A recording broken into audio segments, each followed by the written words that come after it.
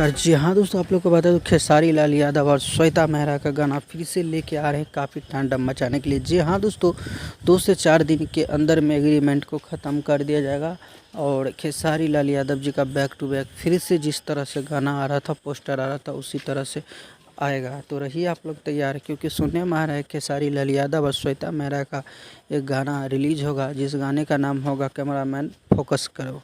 जी हाँ दोस्तों, ये फाइनल खुलासा नहीं है, फाइनल अपडेट नहीं है। जैसे ही फाइनल अपडेट और पोस्टर रिलीज होता है इस गाने को, तो न्यूज़ के माध्यम से आप लोग को बताया जाएगा। तो रहिए तैयार। खेसारी लाल यादव जी का फैन है तो इस वीडियो को एक लाइक और चैनल को सब्सक्राइब करके बेल आइकन प्रेस करिए, ताकि भोजपुरी से रिलेटेड कोई भी अपडेट आप मिस ना